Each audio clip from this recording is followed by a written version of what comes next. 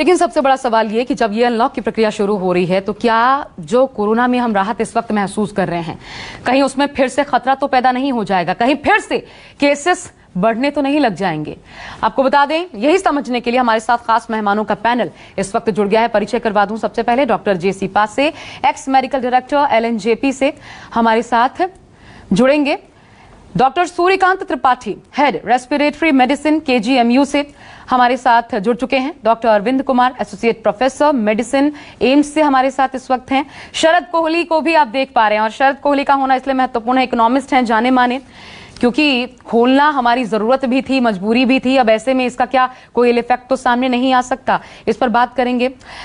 पल्लवी झा हमारे साथ दिल्ली से जुड़ी हुई हैं, मुंबई से संकेत पाठक को आप देख सकते हैं। सबसे पहले पल्लवी, आप ही के पास आते हुए, क्या आज से शुरुआत हो जाएगी अनलॉक की जो प्रक्रिया शुरू हो रही है? पहले लग रहा था कि 1 तारीख से छूट मिलेगी आम लोगों को भी, लेकिन क्या कारण रहा कि सिर्फ औद्योगिक इकाइयों को ही खोलने की, वो भी बंद रीजन में खोलने की छूट दी गई?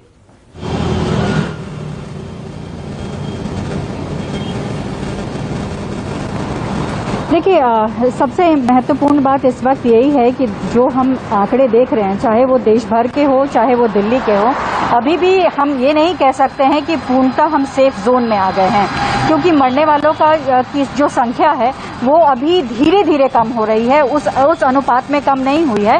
अभी भी अगर आप देखें तो दिल्ली में 83-84 के आसपास लोगों की 24 घंटे में मृत्यु हुई है।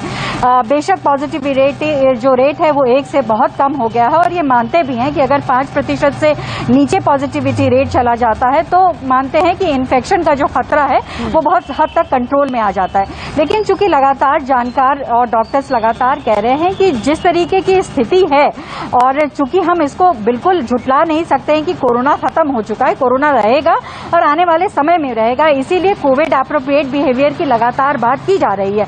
इसीलिए इसको फेज वाइज में खोला जा रहा है, क्योंकि अगर अचानक से सारे औद्योगिक इकाइयों के साथ साथ बाकी चीजों को अगर खोला जाता है तो देखिए भीड़ बढ़ेगी, और लगातार इसी को बचाने की कोशिश तमाम राज्य सरकारें कर रहे हैं कि जो भीड़ है, जो लोगों की संख्या सड़कों पर दिखाई दे या फिर कहीं और भी दिखाई दे, उसको कंट्रोल करके रखें, क्योंकि अभी भी ये मान के चला जाए कि अभी भी हम खतरे से बाहर नहीं है। तो इसीलिए फेज वाइज खोला जा रहा है, और अगर खोलने के कंस्ट्रक्शन एरिया और इंडस्ट्रियल एरिया के खोलने के बाद भी लगता है कि नहीं कंट्रोल में है चीजें और अब और भी चीजों को खोला जा सकता है, तो फिर जो राज्य सरकारें हैं वो जो अपना कदम आगे बढ़ाएंगी। लेकिन फिलहाल 1 हफ्ते तक यही देखा जाएगा कि किस तरीके से इन्फेक्शन जो है वो बढ़ता है, वो घटता है, और इसीलिए फेज वाइज खोला जा रहा है। फिलहाल देखिए तो ये भी कहा गया है कि जो इंडस्ट्रियल या जो भी कंपनीज हैं उन पर डीएम की नजर रहेगी। डीएम जो है वहां पर रैंडम आरटीपीसीआर और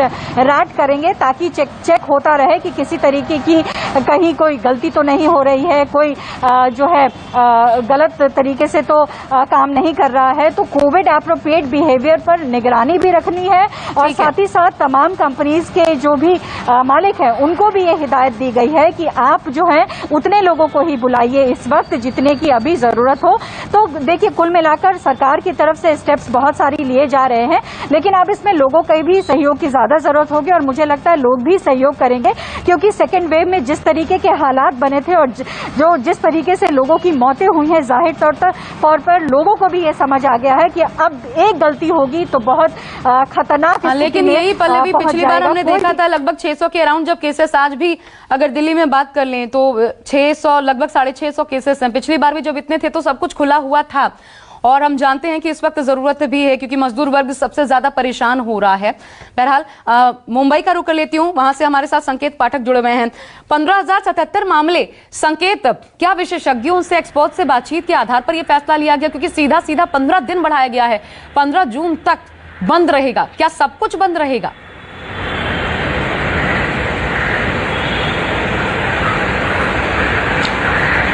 देखिए, मैं आपको अगर मुंबई और महाराष्ट्र की बात करूं तो 15 दिनों के लिए लॉकडाउन महाराष्ट्र सरकार ने बढ़ा दिया है।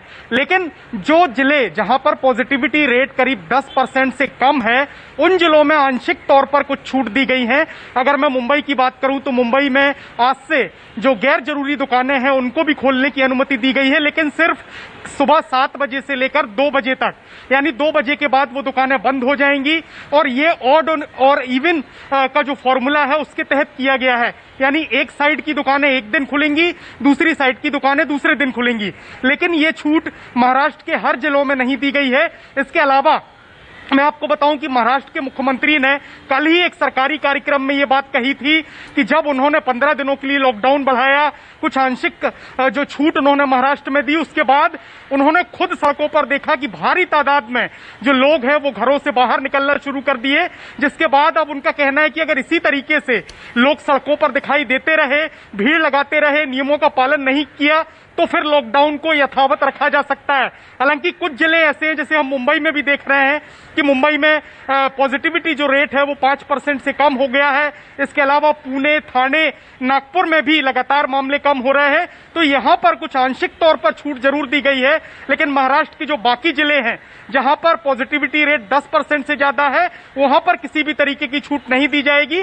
और 15 जून तक इसी तरीके से लॉकडाउन, जो पहले से कड़े निर्बंध लगे हुए थे, वही आगे भी लगे रहेंगे। लेकिन दूसरी एक अहम बात यह है कि हम लगातार देख रहे थे कि जो दुकानदार हैं या जो इंडस्ट्री से जुड़े लोग हैं, वो लगातार मांग कर रहे थे सरकार से कि किसी भी तरीके से आर्थिक तौर पर उन्हें जो नुकसान हो रहा है उसके चलते कुछ छूट दी जाए। हालांकि सरकार ने कुछ छूट जरूर दी है, लेकिन पूरी तरह से छूट महाराष्ट्र में नहीं दी गई है। यानी कि 15 जून तक जो कड़े प्रतिबंध हैं वो पहले की तरह लागू रहेंगे, लेकिन कुछ आंशिक तौर पर छूट महाराष्ट्र में भी देखने को मिल रही है। ठीक है, संकेत और पल्लवी आप बने रहिएगा। डॉक्टर सूर्यकांत त्रिपाठी सर, आपके पास आते हुए स्वागत है आपका। बड़ा सवाल ये, अभी जैसा मेरे 2 सहयोगियों ने बताया, दिल्ली इस आधार पर चल रही है कि 5% से कम केसेस जहां जहां हो, ठीक है वहां पर, लेकिन अभी भी पूरी तरीके से छूट नहीं, थोड़ी बहुत पाबंदियों के साथ छूट जरूर दी जा रही है। इधर मुंबई में हमने देखा, संकेत बता रहे 10% से जहां पर कम होगा वहां पर थोड़े छूट दिए जा रहे हैं। ये 5% और 10%, इन दोनों में ठीक क्या है? किस आधार पर डिसीजन लेना एक तो ज्यादा ठीक है, और ये जो अनलॉक की प्रक्रिया अब शुरू हो रही है, कहीं दोबारा खतरा तो नहीं पैदा करेगा?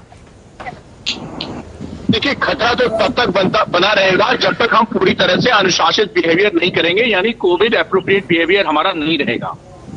और ये खतरा टालने के लिए एक किसी का काम नहीं है, किसी सरकार का काम नहीं है, किसी मीडिया हाउस का काम नहीं है, किसी डॉक्टर का काम नहीं है।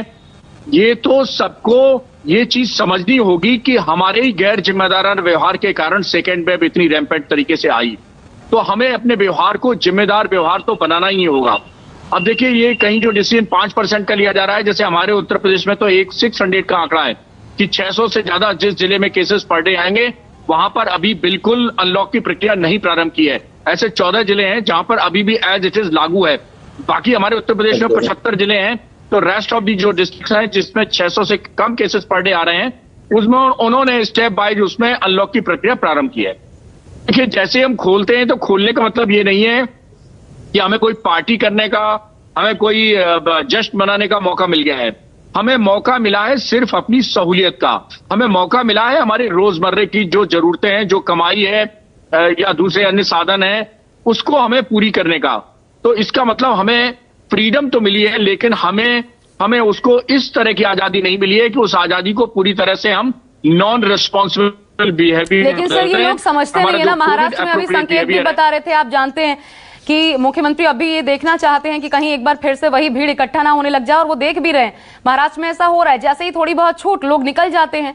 तो ये तो लोगों की समझ पर भी प्रश्न चिन्ह है, और ये चलता रहेगा, शायद इस पर काबू नहीं पाया जा सकता। इन स्थितियों में क्या ये खोलना ठीक है? जी बिल्कुल ठीक है।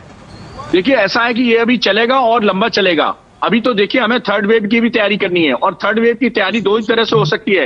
एक, कैसे रैपिड हम स्केल अप करके वैक्सीनेशन प्रोग्राम को ले जाएं, और दूसरा कैसे हम अपना जो व्यवहार है वो संतुलित रखें, अनुशासित रखें। ये दोनों ही चीजें महत्वपूर्ण हैं। जी देखिए, वैक्सीनेशन की प्रोसेस तो सरकार के हाथ में है। अभी 25-30 लाख पर डे वैक्सीनेशन लग रहे हैं। मेरे ख्याल से जब तक 70-80 लाख हम बढ़ा के नहीं ले जाएंगे, तब तक हम दिसंबर तक जो टारगेट वैक्सीनेशन है हर्ड इम्यूनिटी के लिए, वो नहीं पूरा कर पाएंगे। और टारगेट वैक्सीनेशन है हमारा लगभग 180 करोड़ डोजेस का, और अभी हमारे पास 20-21 करोड़ डोज लगी हैं। अभी हमें 160 करोड़ डोजेस इस देश में वैक्सीनेशन और करना है। और दूसरा हमारा ये है कि जितना हमारा अनुशासित व्यवहार रहेगा, यानी मिलने पर नमस्ते करना, मास्क लगाते रहना, हाथ धोते रहना और 2 गज की दूरी बना के रखना। ठीक है, तो यानी अब ये लोगों की जिम्मेदारी है, आम लोगों को समझना होगा कि अगर आप चाहते हैं कि सब कुछ खुले तो फिर सरकार का सपोर्ट करना होगा। अनलॉक का मतलब ये नहीं कि आप सारे नियम कायदे, कोविड एप्रोप्रिएट बिहेवियर को भूल जाएं। रिकवरी रेट 92%, डॉक्टर जेसी पासे, सर मैं आपके पास आ रही हूं। रिकवरी रेट 92% से ज्यादा, मृत्यु दर 1% के करीब। क्या यह स्थिति एकदम परफेक्ट कही जा सकती है इस लॉकडाउन अनलॉक की प्रक्रिया को शुरू करने के लिए? देखिए, इसमें कोई शक नहीं है कि हमारे दिल्ली में तो बहुत कम पॉजिटिविटी रेट कम हो गया है और बाकी देश के दूसरे राज्यों में भी इसी तरह के संकेत आ रहे हैं। तो मैं ये उम्मीद करता हूं कि आने वाले दिनों में भी, अब जबकि पार्शियल लॉकडाउन खुल रहा है जी, तो इसी तरह की स्थिति बनी रहे। लेकिन उसके लिए हमें जो भी हमारा एप्रोप्रिएट कोविड बिहेवियर है उसको हमको बहुत स्ट्रिक्टली पालन करना होगा, तभी हम उम्मीद कर सकते हैं कि ये ट्रेंड जो भी चल रहा है ये जारी रहेगा। वरना अगर हमने एप्रोप्रिएट बिहेवियर को पूरी तरह से स्ट्रिक्टली फॉलो नहीं किया तो दोबारा से सर्ज जो है, दोबारा से जो कोरोना का जो रेट है वो फिर से बढ़ सकता है। ठीक है डॉक्टर अरविंद कुमार सर, ये थर्ड वेव का भी क्योंकि अभी आशंका बनी हुई है, लेकिन कितने दिनों बाद? अच्छा, अरविंद कुमार हमारे साथ नहीं है, दोबारा उनके पास चलेंगे। लेकिन शरद कोहली, मैं आपको जोड़ना चाहती हूं सर अब। अच्छा ठीक है, डॉक्टर अरविंद कुमार से ही पहले डॉक्टरों को कंप्लीट कर लेते हैं, उसके बाद में जुड़ गए हमारे साथ, इसलिए डॉक्टर शरद कोहली मैं आपके पास आती हूं। लेकिन डॉक्टर अरविंद कुमार, क्योंकि थर्ड वेव जो है उसकी भी आशंका जाहिर की जा रही है कि, लेकिन एक तो कितने दिन में आएगा, और कहीं हम जो ये अनलॉक की प्रक्रिया शुरू कर रहे हैं ये एक आधार तो नहीं बन जाएगा थर्ड वेव के ज्यादा खतरनाक होने का? और अभी की स्थितियों में आप क्या मान के चल रहे हैं, हम कंट्रोल में रहेंगे या स्थितियां अभी भी बिगड़ सकती हैं? देखिए आशा जी, मेरा ये मानना है कि जो रिसेंटली हमने जो नंबर्स देखे हैं मिड अप्रैल से लेके मिड मई तक, जो टावर्स ऑफ नंबर हमने देखे हैं, तो मेरा यह मानना है कि इस बार काफ़ी संख्या में बहुत ज़्यादा लोग एक्सपोज हुए हैं। कुछ तो डायग्नोज्ड है, कुछ रिजल्ट्स के साथ हैं और कुछ अनडायग्नोज्ड है। सो इस समय कम्युनिटी में जो लेवल ऑफ इम्यूनिटी जो बिल्डअप हो रही है, मेरे हिसाब से वो काफ़ी अच्छी होगी, ये मेरा मानना है। तो रिसेंट टाइम में अगर हम अनलॉक की प्रक्रिया शुरू कर रहे हैं, और इसका मतलब अगर हम ये समझ लें कि हम अपने अनलॉक इररिस्पॉन्सिबल बिहेवियर को कर रहे हैं, तो ये समझिए कि हम इनवाइट कर रहे हैं कि हम थर्ड वेव की तरफ जाएंगे और जल्दी जाएंगे। लेकिन जो सीख मिली है हमारे समाज को, हमारे लोगों को इस वेव से, मुझे लगता है कि ये बीते हुए 30 दिन 45 दिन काफी बुरे थे, बहुत ही बुरे थे। और लोगों को इस बात से समझना चाहिए कि जो ये अनलॉक है ये हमें अपने जो है नेसेसरी विजडम को अनलॉक करना है। हम अनलॉक कर रहे हैं लाइवलीहुड देने के लिए, हम अनलॉक कर रहे हैं ग्रेजुअली स्टैगर्ड मैनर में उनको जो बहुत पुअर हैं ताकि वो फीड कर पाए। तो ये बहुत जरूरी है कि life has to go on. मतलब हम अनलॉक करके सब कुछ अचीव नहीं कर सकते, बहुत सारे आयाम हैं। शायद डॉक्टर हो के मैं उस सारे आयामों पे एक बार कमेंट नहीं कर पाऊंगा, बट जो इसके जो रियल डिसीजन मेकर हैं उनको सारी चीजों को देखना है। तो अगर विजडम के साथ, सेफ्टी के साथ अगर हम अनलॉक कर रहे हैं तो ये काफी अच्छी बात है। लेकिन अगर हमने अपने इररिस्पॉन्सिबल बिहेवियर को अनलॉक किया तो फिर मेरा ये मानना है कि थर्ड वेव दूर नहीं है। जैसे जैसे हमारी इम्यूनिटी डाउन जाएगी, एंटीबॉडीज टाइटर हमारे शरीर में फिर कम होंगे। और हमेशा हम बात करते रहते हैं कि वेरिएशंस जो है वायरस में, म्यूटेशंस जो है हमारे ट्रीटमेंट से और हमारे वैक्सीनेशन से और बहुत सारे और फैक्टर से प्रभावित होके ये वायरस अपने आप को चेंज करते रहते हैं।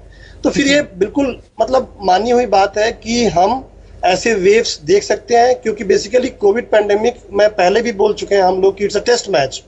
It's not one day game और T20 match, it's a test match. So every time you have to see all the incidences, all the surges, ball by ball, and तब आपको ये डिसाइड करना पड़ेगा।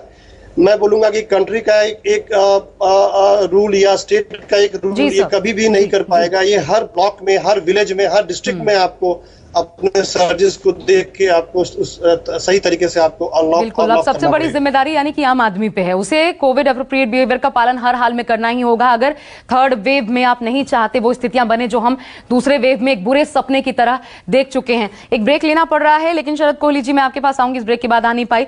अर्थव्यवस्था के लिए कितना जरूरी कदम था ये जानेंगे शरद कोहली से। मेरे साथ मेरे सहयोगी भी बने हुए हैं। इस ब्रेक के बाद वापस इसी चर्चा पर लौटते हैं, तुरंत वापस।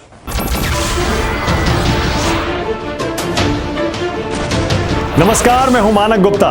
अगर आपको हमारा ये वीडियो पसंद आया हो तो इसे लाइक और शेयर जरूर करें, और हां, हमें सब्सक्राइब और फॉलो करना ना भूलें ताकि आप देश और दुनिया की कोई खबर मिस ना करें। तो जुड़े रहिए हमारे साथ और देखते रहिए न्यूज़ 24।